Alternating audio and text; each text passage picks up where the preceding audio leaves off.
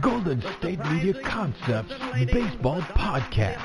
We cover everything Major League, from spring training to the World Series. We've got your favorite club covered, from New York to Boston to LA. This is the Golden State Media Concepts Baseball Podcast.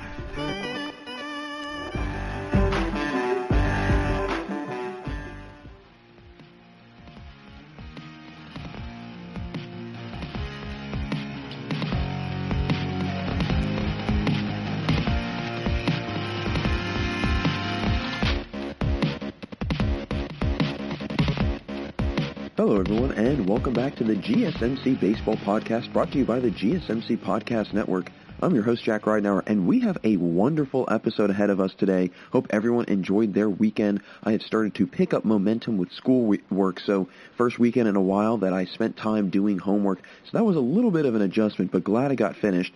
Today I want to get into some new things, talk about some new topics, because there is a lot of things going on in the season and in the baseball world at that. So to get into it first, I'll get into another recap of games from Friday, September 11th, and share some updates on teams and what their records are and how they've been doing. Afterwards, I'll share my most likely to flop teams in baseball, which teams I could see potentially losing their playoff foothold on the playoffs and giving up their spots to other teams on the outside looking in. Later on, I will discuss the players that changed the game of baseball. I'll share the impact those players had and what kind of careers they had that ultimately put them in a category of their own in baseball history with how they revolutionized the game. And be sure to stick around for the final segment today, because I'll be discussing the impact that baseball had on our country after the tragedy of 9/11. With games occurring on 9/11, I thought it would be appropriate to discuss the impact baseball had on the aftermath of the attack and how baseball really brought this country together. So a really good show ahead of us today. I'll jump right into it with some recaps. And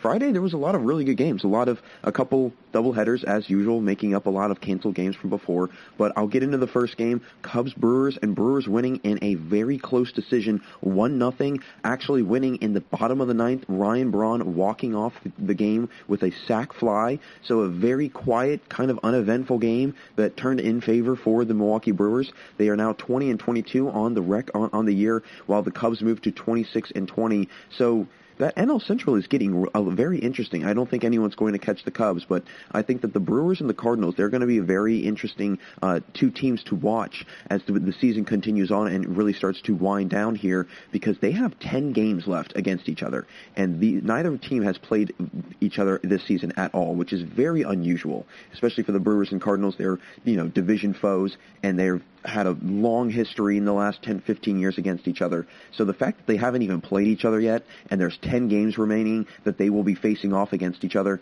those games are going to mean a lot for each team. So those are going to be some games to watch. I'm going to probably talk about those later on in the show, but, again, those are some games that, we should all be on the lookout for that are coming down on the horizon. So next two games were a doubleheader against the Orioles and the Yankees. First of two, Yankees won 6-0, and they jumped out all over Baltimore in the first two innings. 3 runs in the bottom of the first, 2 in the bottom of the second, and then 1 in the bottom of the sixth, and that was really it for the Orioles. Baltimore could not get anything going offensively. I mean, they struggled. They only had 2 hits on the day. New York had 9. DJ LeMahieu had a leadoff home run. He's been back in the lineup, finally healthy, and this Yankees team is going to be interesting down the stretch, because are they going to stay healthy? Is Aaron Judge going to be back? Is Gio Urshela going to be back? Is Stanton going to stay healthy? That's always a big question for me whenever I'm, looking at teams that he's on and that he's been, a member of. Can he stay healthy the entire way? Because if he can, this bat in the lineup is going to be crucial for them. And on top of all of that, they've got Judge, obviously, and Urshela. I mean, they've got a loaded lineup, but can guys stay healthy? So that is the biggest question. Next of the two doubleheaders, Yankees again winning 10-1. And this time, Baltimore scored the first run of the game, but then the Yankees tacked on 4 in the bottom of the first, 3 in the bottom of the fourth, and 3 in the bottom of the fifth. Luke Voit had 2 home runs on the day. He's been hitting the ball very well as of late. Miguel Andujar had a 2-run double, and it was all Yankees again. I mean, sweeping the doubleheader. They're now moving to 24-21 on the year, and I know a couple games ago they just moved to 500 for the first time the entire season, and I know a lot of people were starting to panic a little bit. Oh my gosh, what's going to happen to the Yankees? the Yankees will probably most likely still make the playoffs. But I would not be shocked if, things don't work out there in their favor, and if guys are injured, and if, they slip up and drop a couple. I mean, we've already seen they've lost their, first place foothold to the Rays, and then the Jays have now leaped over them as well. So they are vulnerable. They are a very, very vulnerable team right now. They obviously took care of business against the Orioles, but I still think that they've got a lot more ahead of them to do if they want to actually find themselves in a clear-cut playoff spot come the end of September, early October. So next two games, again, another doubleheader. These against the Phillies and the Marlins. Phillies winning the first one 11-0, and they scored all their runs between the third and fifth innings. 4 in the top of the third, 5 in the top of the fourth, and 2 in the top of the second. Rhys Hoskins had a 3-run homer. Good to see Rhys Hoskins getting some serious hits on the board, because that guy, he's been up and down this whole year. He's been all right. I mean, he came off, last year he had an unbelievable year. His rookie year, he was awesome. A big-time home run hitter for them. And he just really has not been producing at the plate like he's normally. So it's good to see him getting his bat going a little bit. Andrew McCutchen also had a 2-run homer himself. Aaron Nola he did everything and more to solidify that this team was going to win. And he was able to shut out the Marlins. He got the win. He's 5-3 on the year, 2.40 ERA. Really good stuff out of Philly. I mean, they're 22-19 now, and this team could seriously... And I know I made a comment about it this was a while ago, but saying that the Phillies could most likely make the playoffs, and I could see them, again, surpassing the Marlins, and they have done that. And they've put together a couple really big weeks of baseball, and that's all it takes. This season, that is all it takes, just 1 or 2 big weeks in baseball, and all of a sudden you can go from being in 4th place to 2nd place just like that in the matter of just literally 5 or 6 games.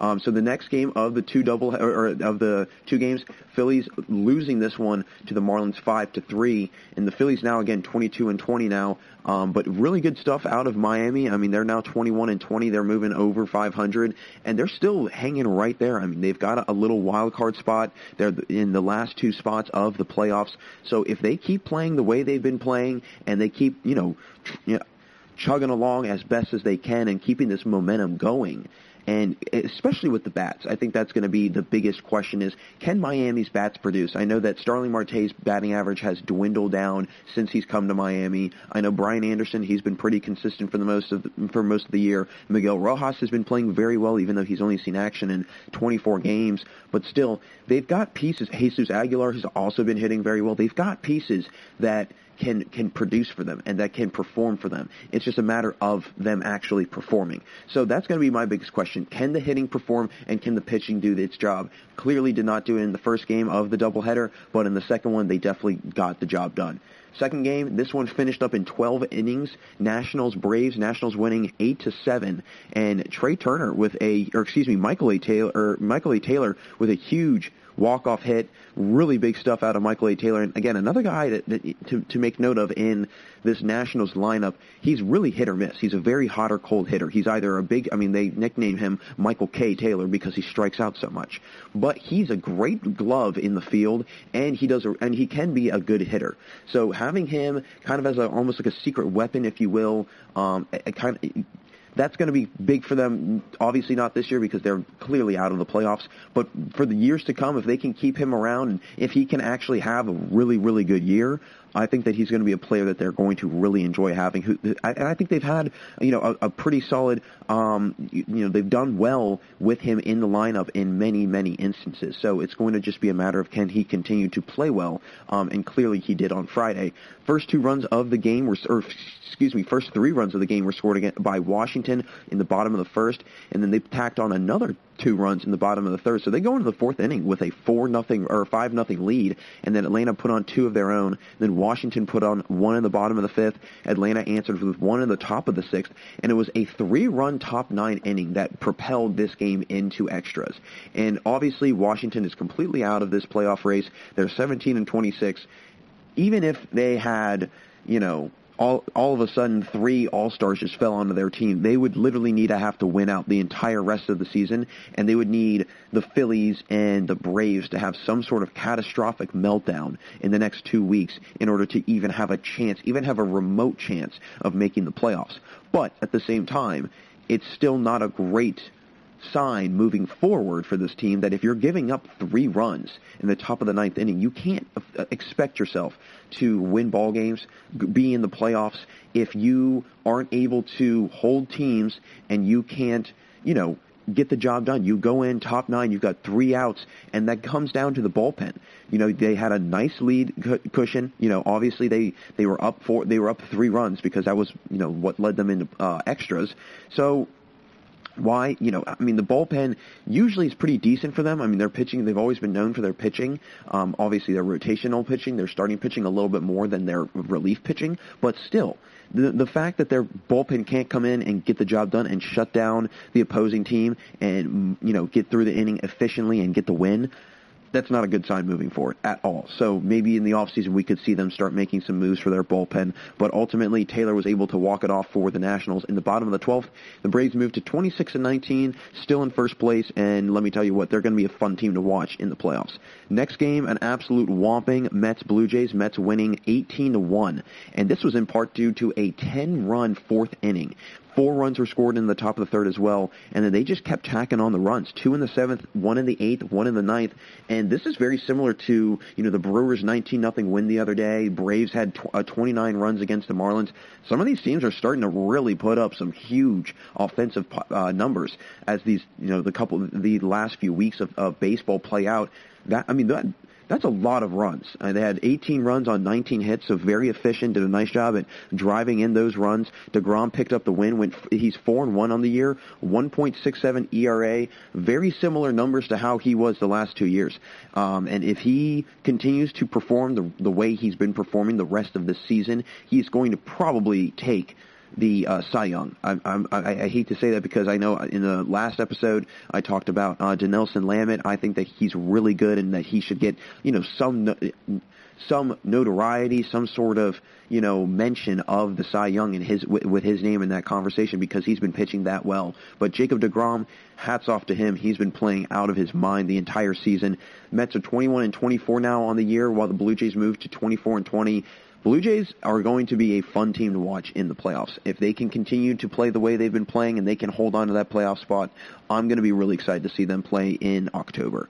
Next game, Rays, Red Sox, another big win for the Rays, 11-1. And Boston, let me tell you what, they have really fallen on hard times. And I know that there isn't really a whole lot they can do. When your entire pitching staff is either not on the team anymore or recovering from an injury or is injured, what can you expect from a team like that, especially a team like the Red Sox, right?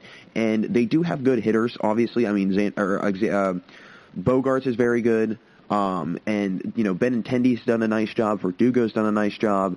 I think Verdugo's going to be a very, very good player moving forward. I think he's going to be a very, very talented player in the future. He's got a great glove. He's a great hitter. Jackie Bradley Jr., great glove out in center field. So they've got pieces, Rafael Devers, J.D. Martinez.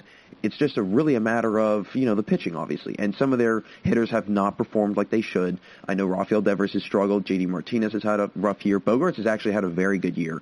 And Benintendi, he's, been kind of up and down. But for the most part, it's really just boiling down to their pitching, I think. I think that is the glaring difference in this team, is that you don't have Sale, you don't have Price, you don't have Porcello, you don't have Eduardo Rodriguez, you don't have main guys in your rotation that have been huge for you in the last couple of years. So there's only so much you can do with the Red Sox. They're probably going through a little bit of a rebuild phase, but I think in the next 3 or 4 years, we're going to see the Red Sox back on the top of the baseball world like they've been the last 5 or 6 years. But great win by the Rays. They're now 29-16, and they're one of the best teams in baseball this year. They are unbelievable. Put up 1 run in the 2nd, the 3rd, 2 in the 4th, and they put up 4 runs in the bottom of the 7th. Really big home run from Nate Lowe. He had 2 homers actually on the day. Blake Snell did a terrific job. He moves to 4-1 on the year, 3.23 ERA. Really nice job by Blake Snell. This pitching staff for the Rays is, I think, I don't want to say sneaky good, but they're not always that talked about. You've got Charlie Morton, who's still an absolute animal on the mound, and he's 39, 40 years old. He's really getting up there. And then on top of that, you got Blake Snell, and I think Blake Snell is one of the better, starting pitchers in the AL that isn't really, a couple of years ago he was talked about quite a bit, but I just feel like he's not talked about as much as he was, 3 years ago, but he has the potential to be a top-notch AL pitcher, really a top-notch MLB pitcher at that. So really great win by the Rays. Next game, close one, Royals, Pirates 4-3, kind of a battle of the bottom barrel teams. Kansas City scoring the first run of the game in the bottom of the first. Kansas City then tacked on 2 more in the bottom of the third. Pittsburgh put up 1 in the top of the fourth. And then they also put up 2 in the top of the 8th. They knocked the door a little bit, weren't able to get in, and unfortunately dropped that one again by 1 run. The Pirates are now 14-28, while the Royals are 18-28. So again, 2 very poor teams, to say the least. 2 teams that have not performed well at all this year, in the slightest. And again, how are we going to see these teams move forward? I think the Royals obviously are going to go in a little bit more of a positive direction, and I don't mean to sound like this about the Pirates, but I just feel like there's still some sort of roadblock that they are going to continue to run into, whether it's not wanting to play players the amount that they should, whether it's not calling guys up until they're 27, 28 years old, whatever it might be. I just feel like they're going to continue to run into problems. But I hope that they don't. I hope that, the new GM, the new managers, a turning of the page and a new chapter in Pittsburgh baseball. Next game, Athletics, Rangers. Athletics winning this one 10-6, scoring 4 runs in the first inning was the Oakland A's, and then Texas scored 1 in the bottom of the first. Oakland then scored 3 in the top of the second, and then 1 in the top of the third. Texas did score 3 in the bottom of the 7th and 2 in the bottom of the 8th, but then the insurance run was tacked on by Oakland to ultimately push it to 10-6. Matt Olson had a huge grand slam, and this batting lineup is going to be big for the Athletics come playoff time. Sean Murphy had a 460-foot home run, so they've got the power in their lineup, and I know a lot of their guys haven't been hitting great for, an average, but a lot of home run hitters, a lot of big RBI guys, a lot of guys that can drive in runs, which is a great sign, especially if you're moving into the playoffs, because that's what you need. You need guys that are going to be able to get on base, and then guys that are going to be able to drive those runs in. That's going to be the main name of the game, and this Athletics team does a very good job of it. They do a very, very good job of it. So next game, Indians, Twins, a little AL Central rivalry. Twins winning 3-1. Minnesota scored the first 2 runs of the game in the bottom of the second, and then put on another one in the bottom of the 7th. And then the Indians did tack on 1 run at the top of the 9th, but they weren't able to make the full comeback. Ryan Jeffers had a huge 436 home run, and then Kenta Maeda had an awesome outing. He's actually been a quietly very good pitcher this year. I could argue that Maeda has been their ace this entire season, him and Dobnak. I'm a huge Dobnak fan, and I think that, Kanata Maeda and Dobnak, Randy Dobnak, have been the 2 best pitchers on this Twins team. Maeda is 5-1 now with a 2.43 ERA. Shane Bieber picking up his first loss of the year, and I can't believe I'm saying that, because I think he's going to run away with the AL Cy Young. 7-1 on the year, 1.53 ERA.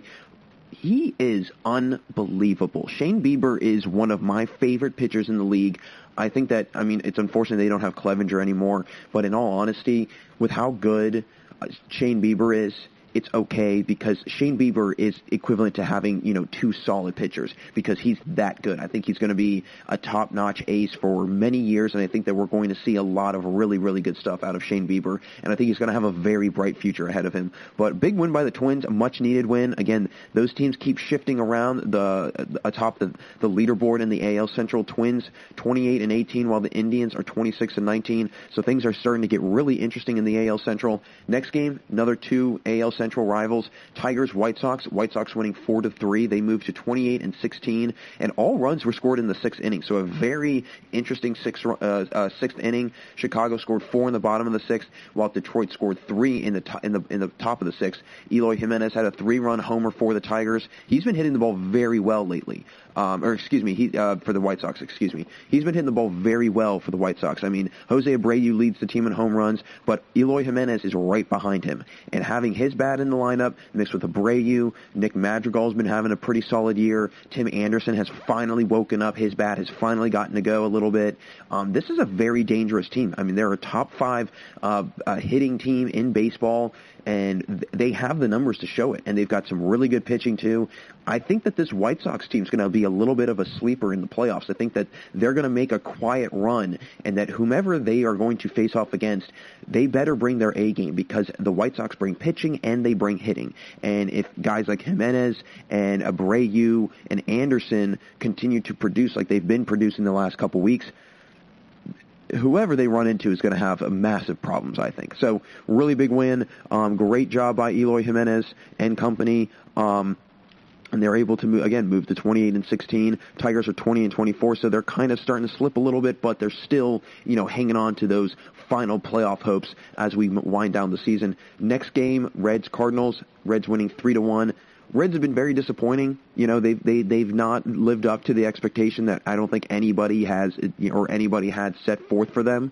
They scored the first 2 runs of the game in the top of the first, and then St. Louis scored 1 in the bottom of the second, and then St. Louis added 1 in the top of the third. So, solid win by Cincinnati. Obviously getting the division win over the second place Cardinals. They're 19-19 while the Reds are 20-25.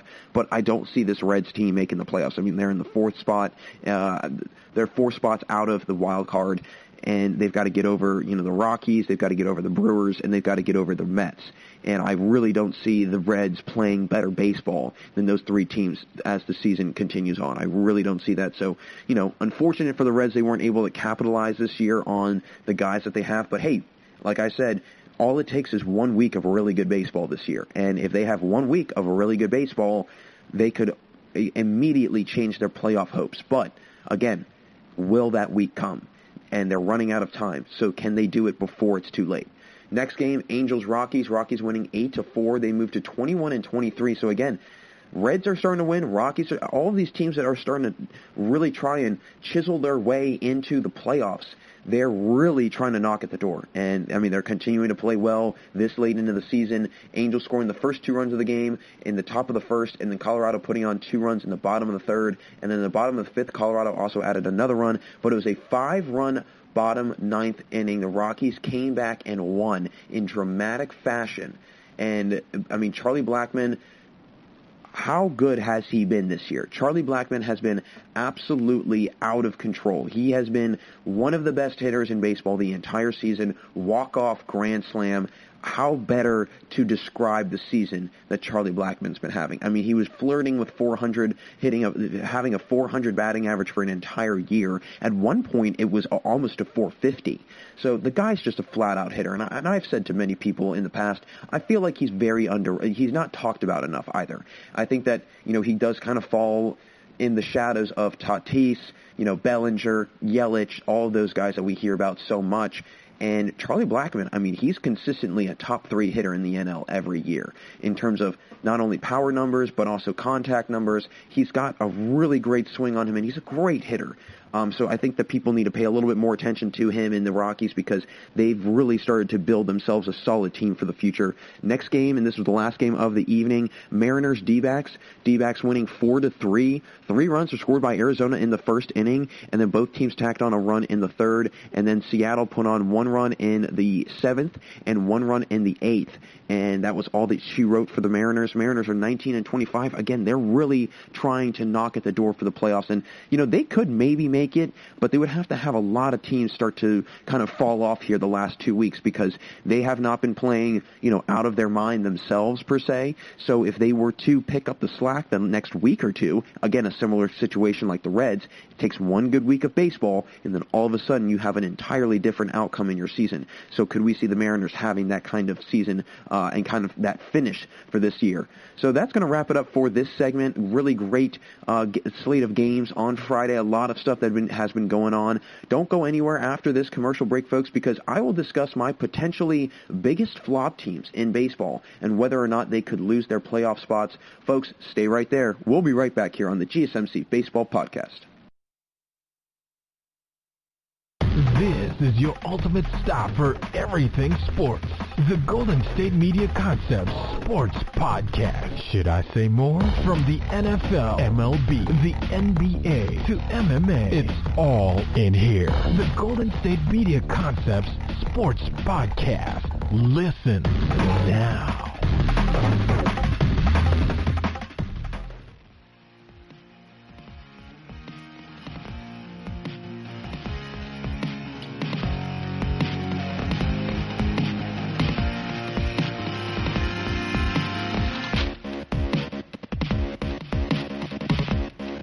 Welcome back to the GSMC Baseball Podcast. Jack Ridenour with you all, and in our first segment, I kick things off with a recap of games from Friday, September 11th, some solid games and things getting interesting with the playoff picture starting to really get a little bit more and more visible as we get closer into later September, early October, right in the midst of playoff time. Be sure to stay here with us on the GSMC Baseball Podcast for the last few minutes of the show as I'll talk about the impact baseball had on this country when we were attacked on 9/11 and how baseball helped heal and bring together the people of America. I want to now get into my potential flopper teams, which teams I could see folding the last 2 weeks of the season based on how they've been playing lately and who they play the last few weeks that could really kind of decide the outcome of their season. So the first team, and a team that I've really been critical of this year and I have not been very high on, and that's the Astros. The Houston Astros, I have had no hope in this team all year, and when they were 4-5 games above 500 a few weeks ago, I still wasn't completely sold on them making the playoffs. Sitting in second place currently, but I wouldn't say it's a comfortable foothold they have on second place. The Mariners have been chipping away at the distance between them and the Astros. They're only 2.5, 3 games behind them. What is very interesting, and really why I think the Astros, if they do make it, would not go far in the playoffs, is mainly because the Cleveland Indians are behind the Astros in the playoffs. Yet, because of the division they are in, they have fallen to a wild card spot, even with having a 26-19 record, where the Astros have a 22-23 record. The Astros recently lost to the A's 3 out of 4 games they faced off against the division leader, so clearly the A's are the dominant team in this division, which again leads me to believe this Astros team is 2 or 3 steps behind the legitimate teams in their league. I mean, if you've got a team that, again, they can't really help it that in their division teams are that good, you know, with the Indians and the Twins and the White Sox, all 3 teams are really trying to jockey for position atop the leaderboard. But at the same time, you can't tell me that, you know, even though the Astros are ahead of them in the playoff picture, that the Indians are a better team than that the Astros are a better team than the Indians, or the Astros are a better team than the White Sox or the Twins. There's no way. And personally, I think actually that the Yankees are even a better team than the Astros, and the Yankees are below the Astros in the playoff picture right now. So I personally think that it's just simply because of the division that they're in. The division is not very good this year. You know, you've got the Angels, you've got the Rangers, and you've got the Mariners, and then all of a sudden you've got the Astros and the A's. So a very top-heavy division, and if you're able to be better than those other 3 bottom-barrel teams, obviously you're going to find yourself in a first or second spot position. But still doesn't mean that you're a better team than other you know, ball clubs that are either below or above you in the playoff standings.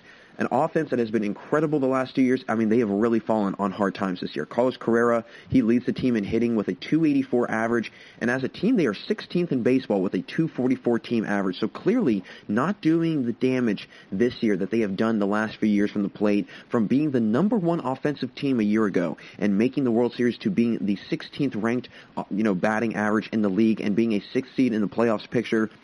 I mean, that's a huge flip. That's a ginormous flip. And not to mention, superstars like Bregman and Altuve have been hitting very poorly this year, and someone I personally thought could have been an MVP candidate has fallen by the wayside a little bit in Michael Brantley.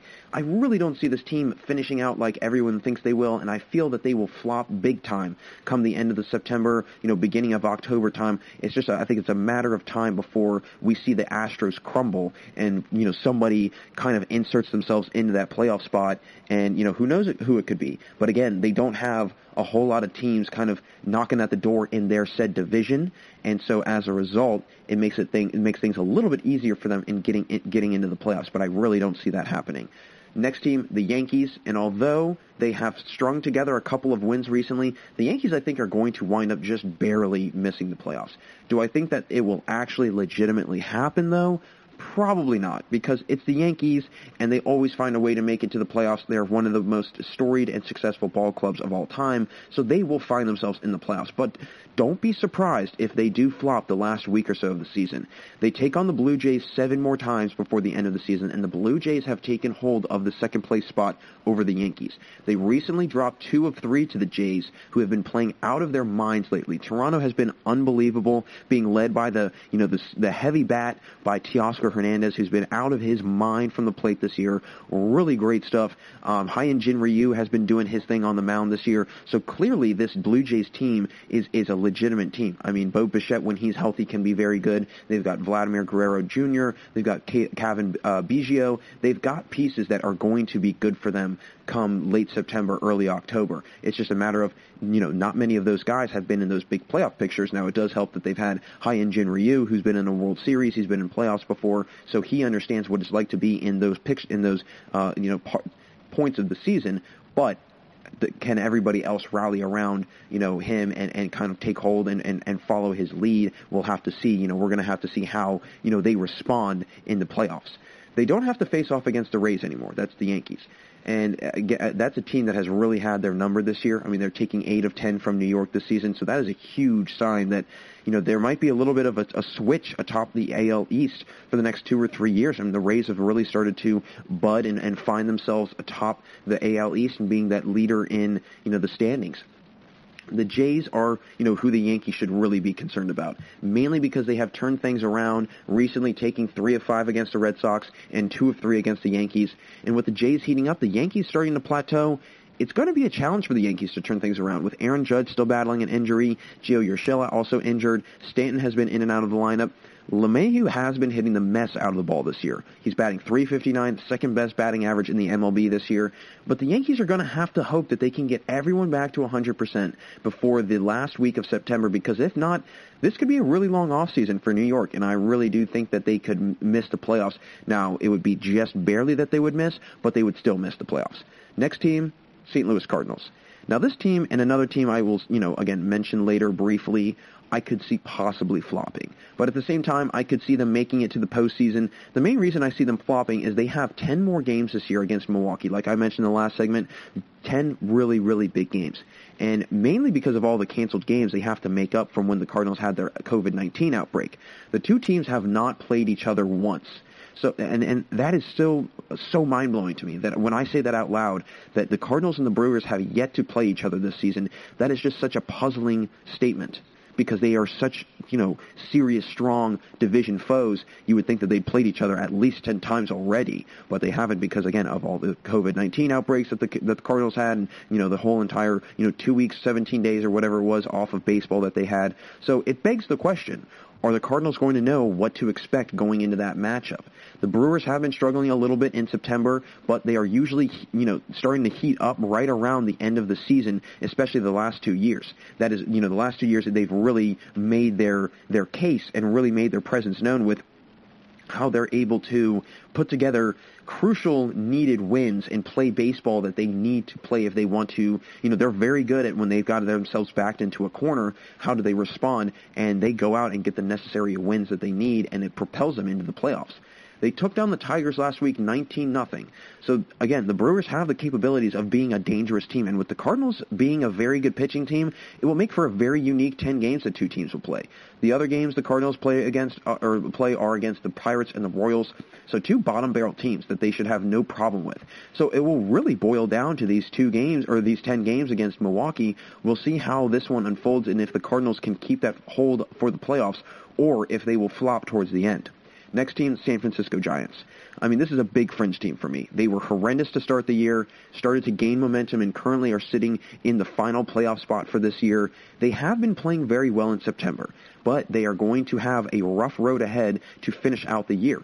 Although they were 6-2 through the first 8 games of September, they will have their hands full the last 2 weeks of the season, with their last series of the season coming against the Padres, who are in second place in their division and who they have only 1 win against this year, and playing the Rockies the series before, who they are 2-4 against this season. It's going to take everything from their hitting to try and come out on the winning end of those series. Not to mention, they have a 3-game series before that with the A's, so their last 3 opponents are either bona fide playoff teams or are still fighting for that final playoff spot. So we could see the Giants getting ousted from their final playoff spot and getting ousted from that final spot in the postseason. They have the 3rd best team batting average this season and the 7th highest team OPS. So clearly the hitting has done wonders for them this year. But it will be their pitching that we need to watch for because, with the 20th ranked team ERA, you will not win any games against those 3 opponents the last 2 weeks of the season. No way, no how. 3 of their 5 rotation guys have a 4 ERA or higher, and for a team like the Padres, they probably would be grinning ear to ear if they saw that stat, because they know that the final series of the season, it could be all she wrote for the Giants' playoff hopes. If the pitching can tighten up and the hitting continues to be consistent, they might have a shot, but I don't see that happening, and honestly see this team flopping a little bit. Next team I could see potentially falling out of playoff contention, the Marlins. They are an interesting case because they have not yet completely fizzled out of the playoff conversation that I think a lot of people felt they were going to. They've stayed pretty consistent the entire season for the most part, and to the life of me, I don't understand why, because they are in the bottom half of the league in team ERA and batting average as well as OPS. But yet they find themselves in the 7th playoff spot. I don't know how that adds up. I really don't. You're not even a top 10 team in any of those major statistical categories, yet you're still in the playoffs somehow. I have no idea how you explain that. Now, they're holding on to that first wild card spot in the NL, and they're holding on to it for dear life. If they do wind up making the playoffs, this would be the first time since 2003 that the Fish have made it to playing baseball in October, which is quite a long drought. In September, they've been pretty solid. Going 6-5, which has been able to keep them afloat. They also recently took 2 of 3 from the Braves, so that's always a really good sign, being able to take, more, over 50% of those games against the Braves, a division leader. But at the same time, they gave up 29 runs. 29 runs. I looked at that and thought it was a football score. Are you kidding me? That's insane. They close out the season with 2 tough back-to-back series, the Yankees and the Braves.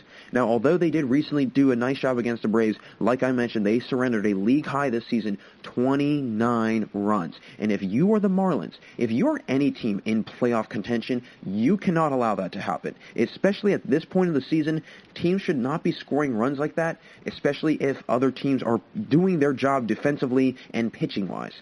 Because it's to the point of the season now where guys might start getting injured, guys might start getting tired, fatigue might set in, although it probably should not because they're playing a fraction of games that they're used to. But still, at the same time, you can't expect to go to the playoffs and give up 29 runs to your division rival and your division leader. That's just not going to happen.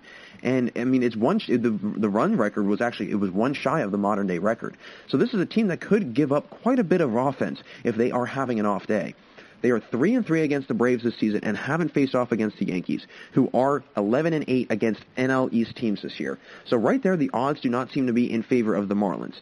With their trade deadline pickup and Starling Marte starting to struggle a little bit, he came there with a 310 or so average, and it's now dropped to 244. So he started to struggle significantly. They have had a lot of help from Miguel Rojas, who is hitting 342 in the 24 games he's played. Their DH, Garrett Cooper, he's been hitting very well also in the limited 16 games that he's seen. They have decent pieces to win.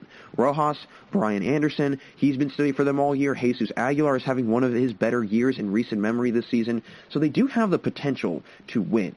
It will just come down to those final 2 series, I feel. I think that they could shake things up in the East if they come out on the winning end against Atlanta. But against New York, I'm not sure because the Yankees are in any do-or-die situation for the playoffs. They will do everything in their power to win at all costs. Not to mention they have 11 wins against NL East teams this year. And for the Marlins, that could mean trouble since they are the last team that the Yankees face off against. And, again, I would not be shocked if and it's kind of ironic, I have both those teams being potential flops in the playoffs. So that series, who knows? It could mean everything or it could mean nothing. So that could be another series to watch come later September because there's going to be a lot of different playoff series, or I would say regular season series that are going to have playoff implications. And that one right there might have a lot. My last team that I could see flopping, and this is a big potential. I don't see this being a set in stone prediction, but I could see it happening maybe just with the trend of the team, the Philadelphia Phillies. This is a big maybe because this Phillies team, they are pretty solid and they've been quietly, making some headway in the division and they are sitting right at 5th place in the playoff picture. I think they will finish out strong, but they have a tough last series against the Rays and they have not faced off against the Rays yet this season. They have been playing pretty solid the first half of the month of September, but recently they have dropped a couple big ones, especially against the Marlins, who are, 2 spots ahead of them in the division. And if the Phillies get any pressure, or if the Phillies let off any pressure off the gas, they could find themselves getting passed by the Marlins. But they face off against the Nationals in a 4-game series who have been horrible this year. I mean, absolutely horrendous. And they do have a 4-game stand against the Jays, which will be very pivotal as well. If they drop 3 or 4 or even 2 or 4 to the Rays and the Jays, this might be a tough finish for the Phillies, and they may see their playoff hopes dwindle. But this would be the least likely team to flop out of all these teams, mainly because they have been quietly surging through the latter half of August and first part of September. So I do expect good things from them. And I did say a couple of episodes ago, I can't remember when or can't remember how long ago, but I do remember saying don't be shocked if the Phillies find themselves in the playoffs. So again, I don't mean to kind of go back on my word here. Anything is possible in sports, so you could see maybe the Phillies flopping. But again, out of all of these teams I've mentioned, they are the least likely team to flop, in my personal opinion. I think that they are going to actually make it. But these other teams, they're going to have a little bit of a tougher time. They're going to have a little bit of a tougher road ahead because of the last couple series that they have finishing out the season. And some of these teams are going to play against each other. So on top of that, that just adds to the severity of these games, these last few games. These teams are going to have to play their best baseball. And if everybody is right there on the cusp of making the playoffs, they're going to play their best ball that they've played this season. So expect some really good things out of some of these teams the next couple weeks. So that will close things out here for us in our second segment here on the GSMC Baseball Podcast. Thanks again for tuning in. Coming up after the commercial break, I'll discuss the players that revolutionized the game of baseball and really helped develop the sport as a whole. Folks, it's been a lot of fun so far, but we got a lot more to go, so don't change that channel. We'll be right back here on the GSMC Baseball Podcast. Tired of searching the vast jungle of podcasts? Now listen close and hear this out. There's a podcast network that covers just about everything that you've been searching. Hey! The Golden State Media Concepts Podcast Network is here. Nothing less than a podcast bliss with endless hours of podcast coverage. From news, sports, music, fashion, cooking, entertainment, fantasy, football, and so much more. So stop lurking around and go straight out to the Golden State Media Concepts Podcast Network. Guaranteed to fill that podcast itch. Whatever it may be, visit us at www.gsmcpodcast.com. Follow us on Facebook and Twitter, and download us on iTunes, SoundCloud, and Google Play.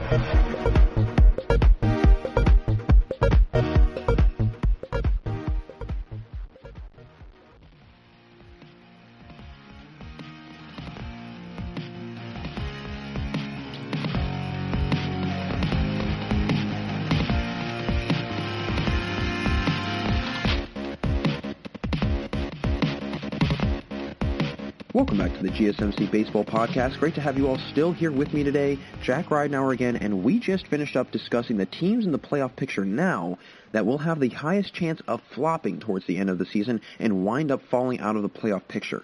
I want to now get into the players who really changed and revolutionized the game of baseball and really paved the way for how the sport is played today. So the first player who has to be mentioned, Bob Feller, and a man that was way ahead of his time. I mean, way ahead of his time. Born in 1918, Feller was a phenomenal pitcher, an 8-time All-Star and a World Series champion. Feller established himself as one of the top pitchers in the league almost immediately. What is interesting about his career, though, is that it was actually interrupted by a stint in World War II, and a lot of guys that played during that time period, 1930s, 1940s, they did interrupt their careers with going and serving in the war, so that is a very common thing to see amongst players from that era. Feller entered the MLB with a little bit of controversy. He was initially signed into the MLB as an amateur player, but at the time, that was not allowed, and only minor league teams were able to do that. So after an investigation by the commissioner of the league at the time, he was allowed free agency, and he started his MLB career with the Indians in 1936. Feller made his debut at the very, very, very young age of 17, and although he had a little bit of a shaky start to his career as a 17-year-old, he quickly settled down, and within 2 years of being in the pros, he was named to an all-star team. He really was the first of his kind, mainly because of his wildly fast fastball. That was not the normal for most pitchers at the time.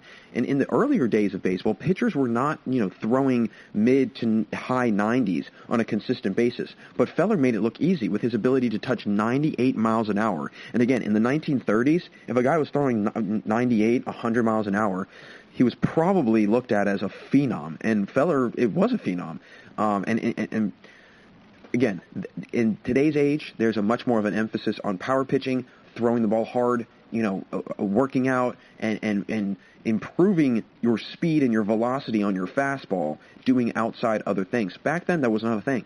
Going to the weight room was not a thing. Doing training was not a thing. And so Feller was just naturally gifted with having a great arm and throwing 98 miles an hour in the 30s and 40s. I mean, he had to have been just impossible to hit. Now, when World War II started in 1941, he had to go and participate in the war, but when he arrived back, his fastball was back blowing right by hitters, and he went on to be the strikeout leader in the MLB for 3 straight years from 1946 to 1948, having previously led the league in the category from 1938 to 1941. And I have to take a pause there, because when you think about that, you're in baseball for 5 or 6 years, you leave for 4 years, and you come back for another 5 or 6 years. You have a 4-year period where you're not in the majors, and you come back and you basically pick up where you left off before you went to the war. Again, if that does not explain the talent and the ability and the legend of Bob Feller, then I don't know what does. Because it just seemed like no matter the situation, whether it was a 4-year break or a 2-year break or whatever, he was coming back and he was playing the same way that he did before he left. And a lot of guys would probably, they'd be rusty. They'd have to get back into a groove. They would have to get back into a routine. But Feller seemed to not skip a beat, and that's what was so incredible about him, and that's what made him, really revolutionize the game. He was able to continue to come back and throw that hard and play that well after having a 4-year gap. Feller's revolutionary fastball and the speed in which he pitched made him not only, stick out from other pitchers in the league, but he also, paved the way for pitchers today who are throwing harder than ever before, guys like DeGrom, Scherzer, guys that are touching high mid-90s. He was kind of the forefather of that. He was the pioneer of that. He was the first one to really, kind of be known to do that. And he was the first one to have the ability in baseball to throw that hard, that fast, that consistently. So Bob Feller really changed the game of baseball to the point, that it's still affected today. Next player, and without question, you have to have him on this list, Ted Williams. I mean, one of the greatest hitters of all time. Ted Williams, he completely changed the meaning of what a power hitter was, who could also hit for an average. In a time when hitting was mostly based on an average, Williams really changed that meaning of a power hitter, who also had a great average, as he was the last hitter to have a batting average above 400 in a season with a 406 batting average, and a 19-time All-Star. Just think about that, 19-time All-Star. That is mind-blowing. That is unbelievably mind-blowing. 19 years that you are the top of your game, and to do that year in and year out, that also goes to show you the longevity and the durability that Williams had. And he was a 2-time MVP. He's widely considered one of the best to ever do it from the plate, and his numbers back that claim. He's got 521 career home runs, and he's got a career batting average of .344, which is the highest batting average of any hitter in the 500 home run club. So again, going back to the initial claim of how he changed the game, first guy that was really a big power hitter, but was also hitting for average, because that's something that you don't, even today, you don't see that a whole lot. I mean, you do. Christian Yelich is a perfect example, I think, that, last year in 2019, he hit for power and he hit for an average. He had a .346 batting average. He hit 40 home runs or whatever it was. He is kind of, taking that mold, if you will, of what Williams was. Not saying that he is Ted Williams at all. I am not saying that. What I'm saying, though, is he's kind of like a typical, and again, in today's age, is a little bit more pertinent, it's a little bit more relevant, but, hitting and hitting for a high, or power hitting mixed in with a high average, that's kind of, the same trend that Christian Yelich is kind of following right now, that Ted Williams established his entire career on. Williams, he was feared by many pitchers in the league. A lot of hitters today are elite power hitters or contact hitters, and there isn't a whole lot of overlap in those hitting characteristics. With Williams' ability to do both, it really set him apart from other hitters. Williams actually talked a lot about his hitting style and ability in a book he wrote titled The Science of Hitting. He talks a lot about how he developed the proper techniques of hitting that can best excel your ability as a hitter, and who wouldn't want to read a book written by Williams? why would you not want to learn from the best to ever do it, right? I mean, that would be an incredibly useful book for anybody right now that is wanting to develop their game and really try and, change their hitting and change their swing and develop the proper techniques from the plate. The way he changed the stereotype of a power hitter who can also hit for a high average was way ahead of his time and was something that changed the game of baseball really forever. Next guy, Ken Griffey Jr. I mean, really one of the first 5-tool players to play the game who could actually do it all. I mean, hit, run, throw, field, he could do it all. Griffey had everything. He's often remembered for his hitting, but honestly, he was just as good of a fielder as he was a hitter.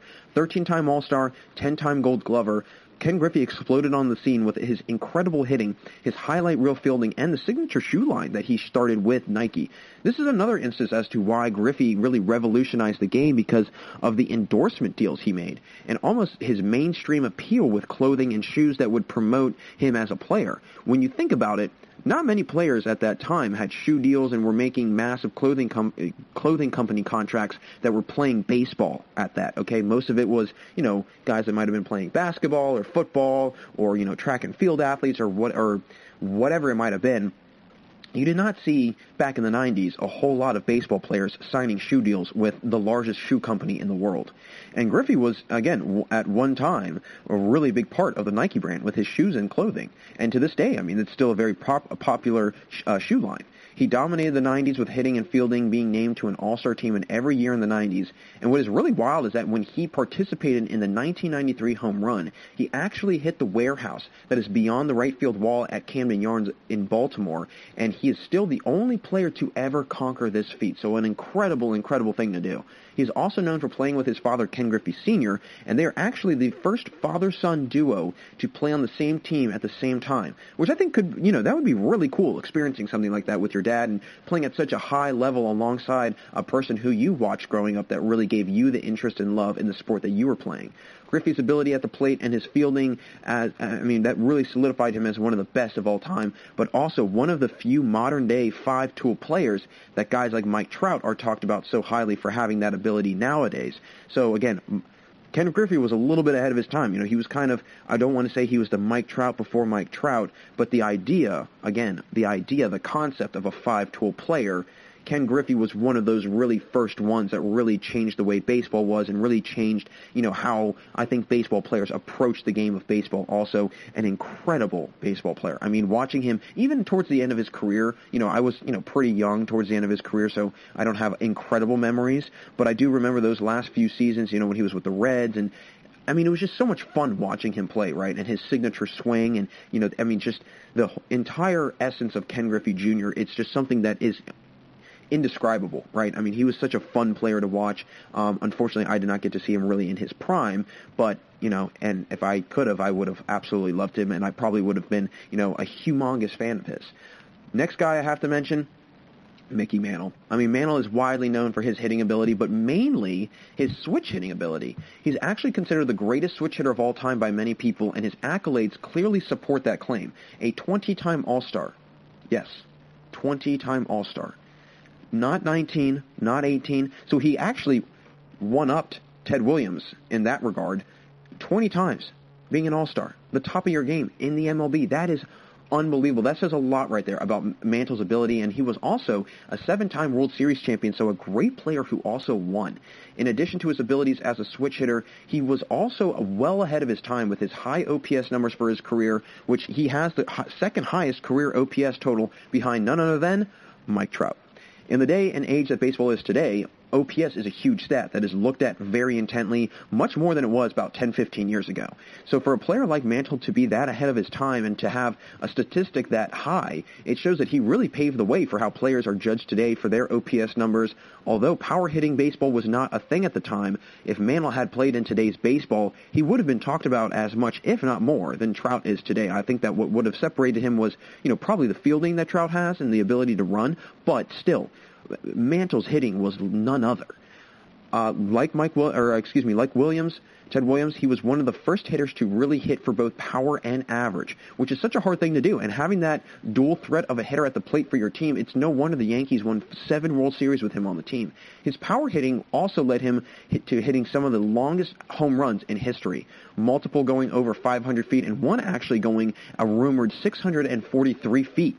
And again, in the age of baseball with launch angle and distance and everything, he was someone that was playing way ahead of his time. And with the idea of switch hitting, you don't see a lot of switch hitters that hit for power because most switch hitters are better from one side of the plate than the other. But Mantle showed his prowess as a hitter from both sides of the plate, which is absolutely incredible and very hard to do. Mantle battled with alcoholism and had a lot of issues with drinking during his playing career, and it ultimately led to his early death, but he left a legacy that will forever be remembered as revolutionizing the game as a switch hitter. And again, I mean, the one guy I can maybe relate to in today's world, and again, when I relate these present day players to guys from back then and that all these guys that revolutionized baseball, I am not comparing them as players, as a whole, saying that one player is better than the other. Obviously, these players that I'm going to mention are better than the guys that I'm comparing to today. Now, Mike Trout, you could obviously make an argument for, but when I mentioned Christian Yelich and Ted Williams, obviously Ted Williams is a way better baseball player than Christian Yelich. But just saying somebody that embodies that idea and that aspect of how you hit and how you play, relating it to a present day player, it would be Christian Yelich. Now, in the sense of Mickey Mantle, I would say maybe like a Josh Bell, mainly because I say that because he's a big power hitter and he does switch hit. Now, he's not nearly as good of a switch hitter as Mickey Mantle was, and it's very clear as to which side of the plate he's better than, and it's, no question about it, actually. And so, again, it goes back to the old notion of he's a power hitter, he's a switch hitter, but he can't do it all. He can't, hit for an average at a high average from both sides of the plate. It's a very clear drop-off from, and I can't remember which side of the plate he's better from, but it's a very clear drop-off from one side of the plate than the other for Josh Bell. So different from Mantle, but again, somebody that you could maybe relate to. Next player, Nolan Ryan. Nolan Ryan initially played for the New York Mets, and although he was known as a hard thrower, his command and his control was a little bit of a problem. The 11-time strikeout leader and 8-time All-Star, coincidentally enough, never won a Cy Young, which for the accolades and accomplishments he had in his career is pretty shocking. He had the record for most strikeouts in a career with over 5,000 Ks, 5,714 to be exact, and he played almost 30 years in the MLB, which is another incredible feat. But where Ryan's impact was felt in the game was how hard he threw, which was something that, again, was not too dissimilar from how Feller was. He just added to it with how prolific and efficient he was with getting hitters out. Ryan was known for his toughness and his longevity. I mean, playing almost 30 years is very challenging, especially for being a pitcher. I mean, your durability can come into question with the overuse of your arm, but Ryan never seemed fazed by how much he pitched, very similar to how Bob Feller was. With one of the highest voting percentages into the Hall of Fame, a lot of writers tabbed him as not being a first-ballot Hall of Famer, mainly because of his high on-base percentage against him and the large amount of walks he compiled in his career. He was also said to be a poor fielder, which added to the notion that he should not be a first-ballot Hall of Famer. Nonetheless, he was a first-balloter with a 98.7 acceptance rate by the voters, and he entered the Hall of Fame as one of the greats of the game. His ability as a hard-throwing fastball pitcher and his numerous no-hitters and high strikeout numbers. I mean, he was really the first high strikeout pitcher that you can tell, pitchers like Max Scherzer and Chris Sale have tried emulating in their careers incredibly, and they've done a nice job with that. But again, Nolan Ryan, it's going to be hard to compete with Nolan Ryan, right? I mean, that is a guy that, it's going to be very hard to touch him because of how long he played, and guys are not playing nearly as long as somebody like Ryan did in today's age, and the high number and volume of strikeouts that he produced. It's going to be a record that it's probably going to stay around for quite some time. I really have a hard time believing that anybody's going to break that anytime soon. So the next guy, Johnny Bench. I mean, what can you say negatively about Bench? One of the best defensive catchers of all time and a pioneer as a great hitting catcher. There is always a notion in baseball that if you are able to get a good hitting catcher, you're in business, and that is exactly what Bench was. Bench was able to meld together a tough behind-the-plate mentality as a defensive catcher and a great hitter as well, as he had 2 seasons of 40-plus homers and drove in 125 RBIs on 3 different occasions. He's considered the greatest catcher of all-time. He was well ahead of his time, since other strong-hitting catchers like Ivan Rodriguez, better known as Pudge Rodriguez, Bench was a unique case with his ability to be a strong defensive presence and a great hitter. A 14-time All-Star and a 2-time MVP, he won his first MVP as a 22-year-old, the youngest to win the award, which is pretty incredible to think about. I mean, I could only imagine what it would be like to play at the highest level possible at a young age, that you are, again, named the MVP amongst players that are much older than you, and you are able to walk away with that award at 22 years old. He also changed the idea of catcher's gear as he started to use a hinge in his catcher's mitt after an injury he sustained on his thumb. This mitt was able to keep Bench's throwing hand out of the way and keep it from getting hit, which today a lot of catchers still use that actually to prevent themselves from getting injured with their throwing hand. With his ability as a hitter mixed with how good of a defensive catcher he was, he easily will go down as one of the most influential players in baseball, especially at the catcher position. The final player that really, he revolutionized sports. He changed the whole trajectory of the sports world, not just baseball. I had to save the best for last, Jackie Robinson. How could you not say this man revolutionized baseball and really, like I said, revolutionized sports in general? When Jackie Robinson broke the color barrier in 1947 in baseball, it opened the gates for any players of any background to fulfill their dreams of becoming professional athletes and to have the equal opportunity to play at that high of a level, no matter what your ethnicity or background was. A 6-time All-Star and the 1949 MVP, was not only, revolutionary in the way he changed the possibilities of athletes of different backgrounds to play professional sports, but he was also an incredible player, and he was a great base runner. There's so many instances of Jackie Robinson stealing home in pivotal games, and you always hear stories about how he, was able to break right down the line, and, literally he would beat out pitches that were coming from the mound. He was that fast. He was that good at reading pitches and reading the trajectory of the ball, and, he was an elite base runner. He was an elite player. But beyond the playing, again, the things that Jackie dealt with in his career were so challenging, and the response he received from fans and opposing players was not always the best, but he did have the support of many teammates and opposing players, and between the physical abuse he received from other players, he actually one game received a 7-inch gash in his leg from Eno Slaughter. So, again, somebody that was targeted and physically abused. And the verbal abuse he would receive. The Phillies manager at the time, Ben Chapman, began shouting racial slurs at him one game. Going to those extremes is just so sad and so unfortunate that, and, I have not seen the Jackie Robinson movie yet. I know probably a lot of people are like, what are you doing? I need to watch that. I understand that, and I'm going to watch that. But just reading about him and hearing, what he had to endure, it's just so hard to hear how he had to go through that, but he was able to fight through that, and he was so tough and he was so strong, and that he was able to fight through that abuse and really make it easier for players today to feel included in sports at the professional level. And he was also a voice for those who couldn't speak up, and he made it possible for people to be treated equally. And what he had to go through and endure in order to make it fair and equal for generations to come after him, his impact went beyond baseball, and like I said, it went into the entire sports world. He made it possible for anybody wanting to play professional sports and feel that they had the equal opportunity to make it happen and make it to the professional level. His jersey number is retired throughout the entire MLB. That says volume of who he was as a person, as a player, and his legacy that he's left on the game. His impact is the largest out of these players, and it is still felt to this day without question. Again, they literally have his jersey retired. They have a Jackie Robinson Day, so he clearly did wonders for this league, for the sports world, and for really, anybody of any sort of ethnic background to be able to have the free and equal opportunity to go out and perform and play and have the opportunity to play at the professional level and not have to worry about,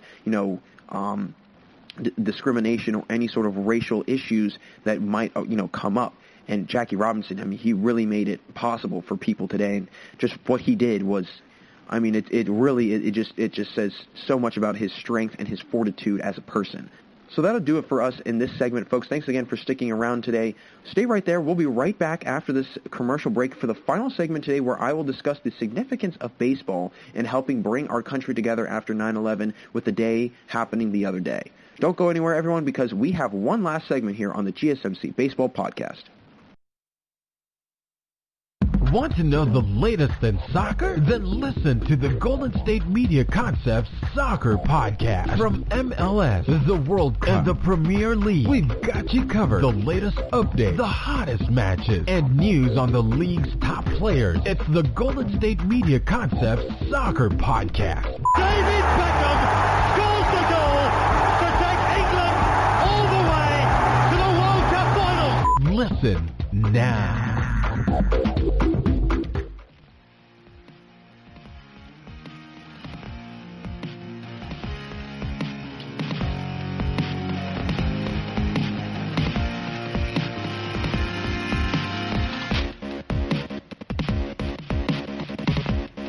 Hey everyone, and welcome back for the final segment here on the GSMC Baseball Podcast. Jack Ridenauer still with you, and in the last segment, I talked about the players that revolutionized the game the most and really changed the way the game of baseball is played today. I want to now close out the episode with talking about how much baseball meant to our country when the 9/11 attack occurred, and the impact that that attack had on our country was felt everywhere. I mean, I was very, very young when it happened. I was about 5 years old or so. And I remember as a kid, a very vague memory of being picked up by my dad from school, and he was just in a huge rush, and I didn't really understand what was going on. I didn't understand, why he wanted to get home so bad. I mean, he really wanted to just go home and see the TV. And even to this day, when I talk to my dad about that, he always says, and he always tells me, everybody just wanted to see what was going on because we didn't know what was going on. And I mean, back then, obviously, you don't have the instant ability to have news right in the palm of your hand on your phone. That wasn't really a thing then, right? So, you had to be at home, you had to be around the TV, you had to see what was going on. But that was felt throughout the entire country, and it really just resonated with everybody, and just how frightening it could be, but also that we all have to unify, we all have to come together as a nation and as a country. And sports really did wonders for that after the fact, and especially in New York, and with all the the New York teams, the Yankees, the Mets, the Rangers. I know the Rangers, that year in 2001, that they started their season not too soon after that 9/11, and they went out, they really paid homage to the NYPD and the fire department in New York that were on the rescue and the search and rescue teams, not only the day of it happening on 9/11, but also the days after and the weeks after, the search parties going and looking for people, trying to find them. And when you look back at replays of those New York Yankees games, I think that's where you see the impact that baseball had the most, because and this is how I kind of relate it, because the Yankees and the Mets, they had a very huge pivotal series. I think it was the first series back from the 9/11 attack, and they obviously two teams in the same city that do not like each other, rightfully so. But you could tell that everybody was unified, everybody was together, everybody was they were there for one common goal, and that was to not only support their teams, but to support those that had lost their lives from this attack, and that had really sacrificed everything for everyone else's safety, and making sure that people were rescued and found and got the needed help that they needed. And sports played a ginormous role in bringing people together. And to this day, they still have exhibits, and they still have memorials of 9/11, obviously, but also just what sports was, or what sports were the following days. They still have an exhibit of what the Yankees and Mets series was all about after the 9/11 attack, and same thing with the Rangers, and it's really incredible. And the exhibit is actually called Comeback Season, and it's a 9/11 memorial and museum. But it talks a lot about the role that baseball, or that sports really played, and that baseball in particular really played, because it was able to bring together people that obviously needed to be brought together. And in that year, the Yankees, they did go to the World Series. They obviously did not win it, but that was also huge that they were they went to that World Series that season. And George Bush's ceremonial first pitch at the Yankee Stadium, I think that is one of the most chilling and just a good way of just how, perfect that moment was. I mean, I'm getting chills thinking about it. And, you in front of an entire sellout crowd, the president of our country at that time goes out, throws a perfect strike. I mean, absolute money of a throw. And the entire place erupts. The place goes nuts. And it was right then and there that it kind of was almost this perfect moment after such a tragic thing to happen that everybody was able to come together. They were all able to be there together and able to witness this incredible, moment and this display of unification that was going on in that stadium and, throughout the entire, MLB, really. And another way, I mean, players were also huge in trying to help out any and all that were affected by this directly and indirectly. And one of them actually was, Derek Jeter. And he gave his glove to the daughter of one of the pilots that actually had died when the plane had crashed, and her name was Brielle Sarancini, and she wrote a letter actually to Derek Jeter describing what happened and saying that this terrible thing happened to our family and to our father, but he would have wanted me to try and fulfill my dream of meeting you. And she's talking about Derek Jeter, and he literally did it immediately, almost to an immediate response. And I mean, there was just it was incredible. I mean, it was incredible to, when I'm reading these stories and I'm on the internet and, again, this is something that I was very young, so I don't think, obviously I know the impact it had, but again, back then I didn't really realize it. I mean, you're 5 years old, you don't really know what's going on.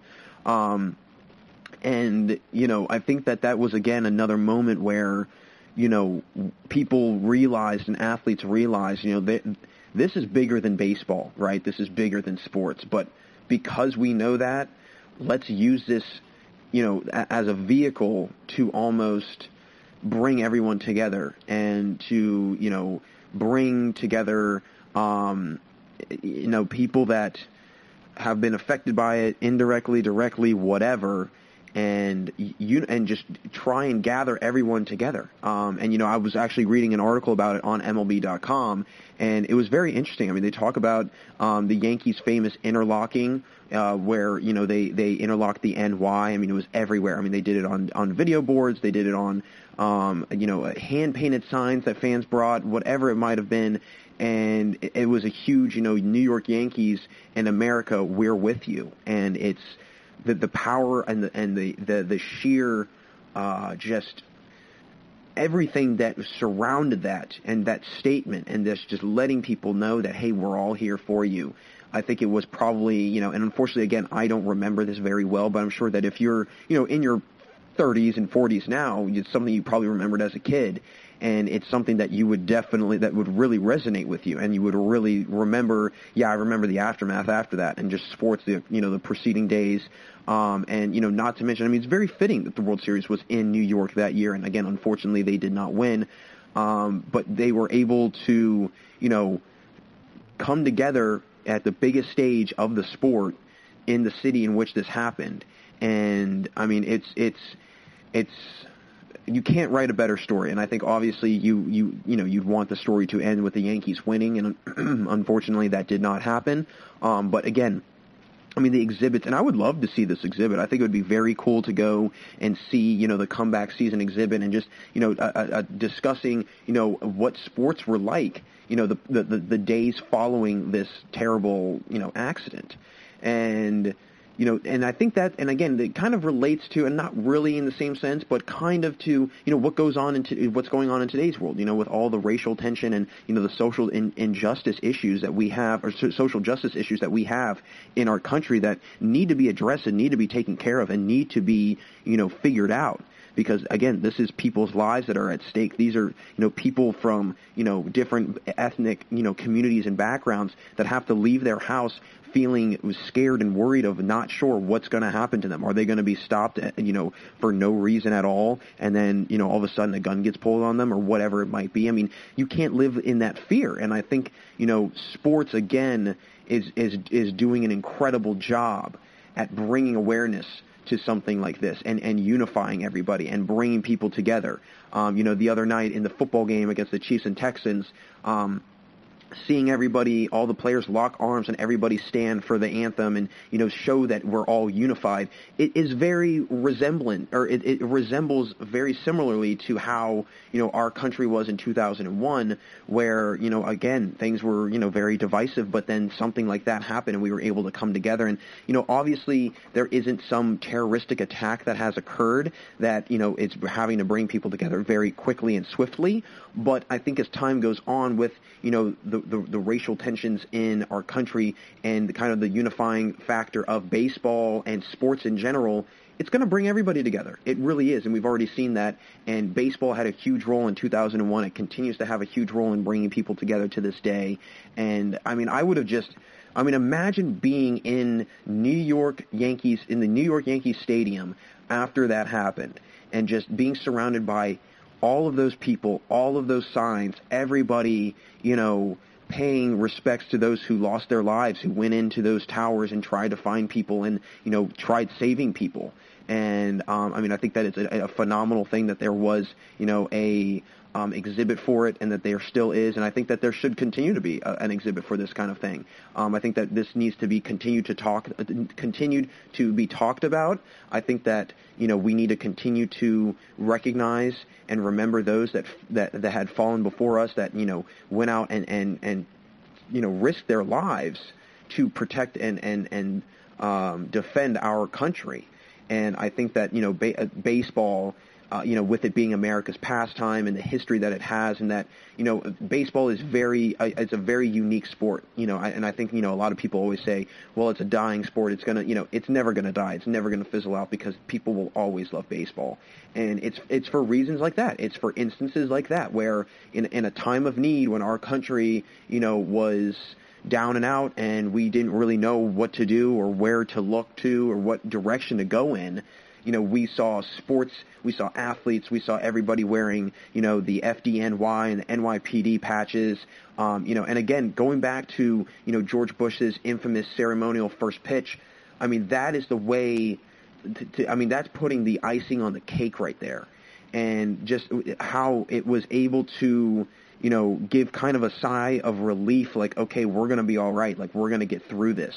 And that's where sports and baseball, again, I feel like a broken record, but it should not be ignored with how impactful baseball and sports in general can be in times of need. And, I figured that it was very fitting to, discuss this with 9/11 happening the other day. And I did a recap earlier in the show of, games from 9/11. And so I thought it would be, very fitting to discuss something like this, because baseball did have a huge role in such a ginormous and kind of, pivotal point in our country's history, that really, kind of changed the way of everything. It really, things really changed after that. So I think that it's an incredible thing that, we're able to still pay respects and to remember those that, fell on that day.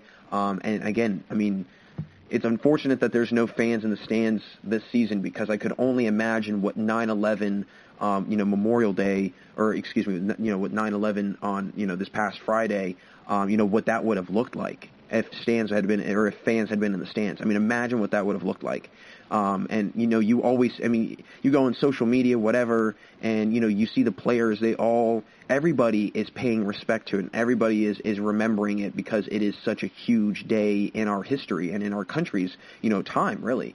So, it's such a wonderful thing to see athletes who, I think the everyday people, we all kind of look at baseball players and say, wow, this guy is larger than life, right? He's, I can't believe he's able to hit a ball that far, or he's able to run that fast, or whatever it might be.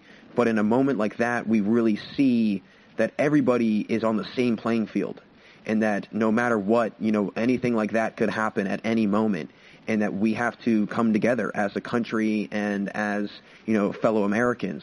And sports is an incredible catalyst for that, to just see the sheer outpouring and support that athletes have of, causes like this. And then it really brings out, the support from the fans as well, because then people say, hey, well, my favorite baseball player is wearing this patch on this day. I'm going to do that too when I go out and play my game that day. And it's that, kind of they're setting the tempo really, and that's what's so unbelievable about professional athletes in sports, and especially baseball players. I mean, they are larger than life figures that I think we sometimes get caught in the mix of, oh my gosh, they're these celebrities, but they're just they're people like us, and so it really is reassuring and kind of comforting to see players that and people that we deem much higher up on the social status scale come to even playing field with everybody and say, hey, we're all here with you. We don't care if this is baseball or whatever. We don't care if we're baseball players. This is bigger than sports. This is people's lives, and this is our home, and that's what's first and foremost. So I think it's incredible that we can still educate ourselves about this and talk about it, but that it'll always be remembered, and the impact and the role that sports had in the preceding days and really the preceding years. I mean, it's incredible. It really is, and I think that it helped bring our country together, and I think it helped kind of put the Band-Aid over the wound a little bit after that attack had happened. So really great stuff that baseball is able to do that, and it's just one of the many reasons why baseball is such an incredible, unbelievable sport. So that'll wrap it up for us here today, folks. Thanks again for listening to the GSMC Baseball Podcast, brought to you by the GSMC Podcast Network. I would like to ask that you please remember to subscribe to the show and write a nice little review. That really helps us, always trying to improve and get better. So please, any sort of input that you have, please feel free to share it. Also, if you can please follow us on Facebook, Twitter, and Instagram, that would be much appreciated. We can keep you all updated on episodes, news, content, and a whole lot more. As always, folks, really appreciate everybody tuning in, and until next time, have a fantastic day. You've been listening to the Golden State Media Concepts Baseball Podcast, part of the Golden State Media Concepts Podcast Network. You can find this show and others like it at www.gsmcpodcast.com. Download our podcast on iTunes, Stitcher, SoundCloud, and Google Play. Just type in GSMC to find all the shows from the Golden State Media Concepts Podcast Network, from movies to music, from sports to entertainment, and even weird news. You can also follow us on Twitter and on Facebook. Thank you, and we hope you have enjoyed today's program.